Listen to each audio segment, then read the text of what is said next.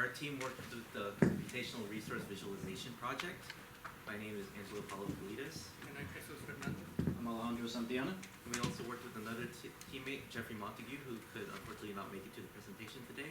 And our mentor is Tim Whitcomb. We worked with the U.S. Naval Research Laboratory.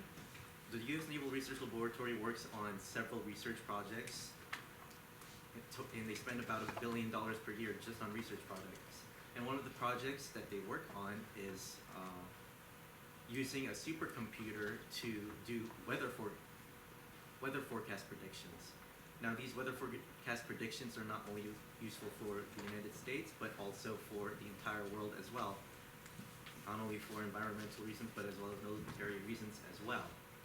Now, what they wanted us to do is to visualize the hundreds of programs that they run on the supercomputer for weeks at a time.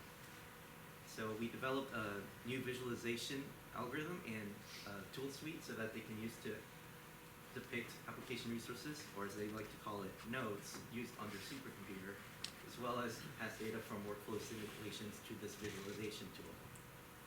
For the project approach, we exclusively worked with Python, and because not only is Python useful and easy to use for us, but it also comes with some useful libraries for data processing and visualization. We use pandas for pre-processing the data and ordering it for our algorithm. Then we use matplotlib for the visualization. For the data scientists in the audience, you may be wondering, why couldn't you just use the visualization functions that come with matplotlib? Alejandro will tell you more about the data. So there's a couple problems with, number one, Matplotlib, and two, the data that we're actually having to work with. Number one, the data that we're actually getting to work with is really ugly. We're tracking resource usage or core usage over weeks at a time. And what happens with a lot of the times is we're not always going to be using cores. We're not always using resources. A lot of times there's just dead air, basically. There's white space. So you have a lot of data that's just very sparse, and it's very hard to actually visualize it in a way that's intuitive and that actually makes sense. Secondly, Matplotlib does a lot of interpolation and pop-in, which when you have data that just visually looks bad, this only serves to really make it look even worse, and in some cases, or a lot of the cases, ends up actually kind of lying to the people that you're trying to pitch your experiments to, which as a researcher is the exact opposite of what you want. You want to be able to do research, right? And then finally, there's no guaranteed consistency with these visualizations, which makes it even harder to actually come up with a visualization that you can pitch to management or to investors to actually fund your research, and it just makes it harder to form arguments for it.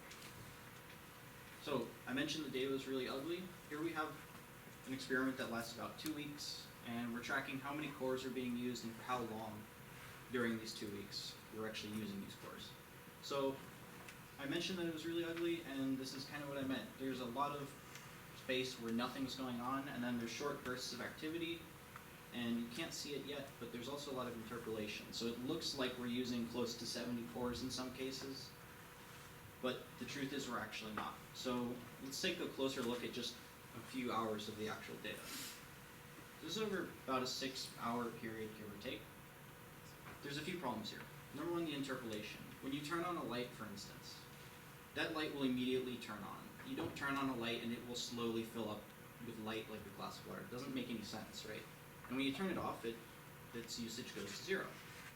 So if we're tracking cores instead of light bulbs, then you should think that when you turn on a process, you turn on a core, it should immediately go up. If a process uses 40 cores or whatever, it should go all the way up to 40, stay there, and then when those cores turn off, they should go down.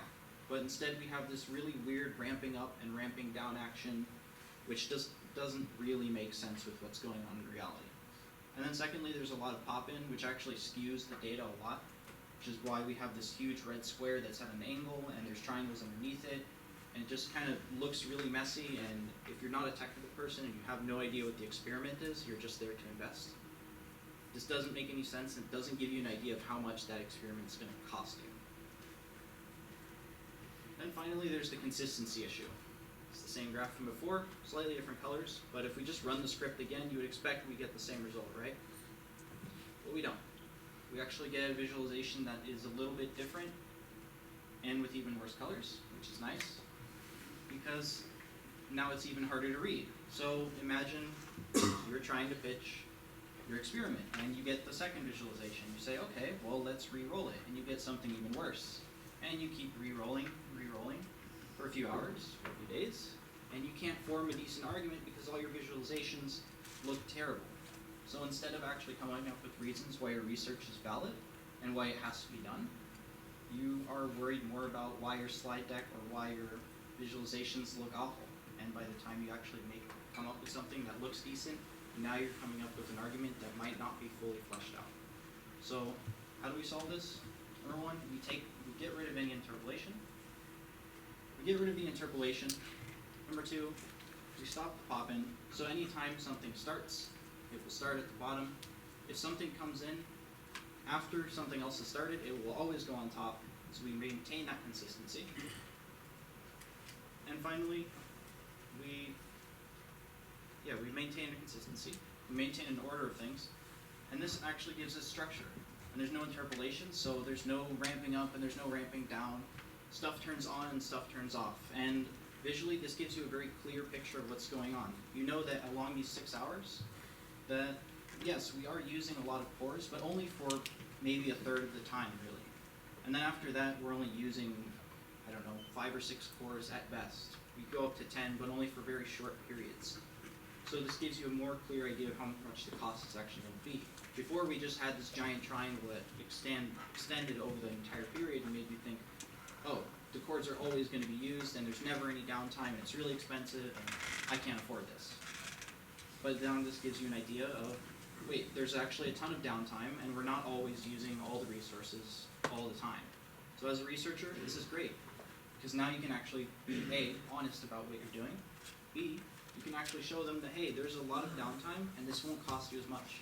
So this research is not just worth it academically, but it's worth it financially. So moving forward, when another team continues to work on this project, there are a few things they can do to make it better. First of all, they can improve the color map that is used to make the graphs look nicer, and that could actually help people that are colorblind and have a hard time seeing certain colors. And another thing they can do is implement an application that gathers workflow simulations from the research lab's Silk workflow setup, and the lab can use these visualizations to help them produce a more efficient workflow, and which could allow them to save time and money. And another thing they can do is implement more testing and make sure everything works correctly.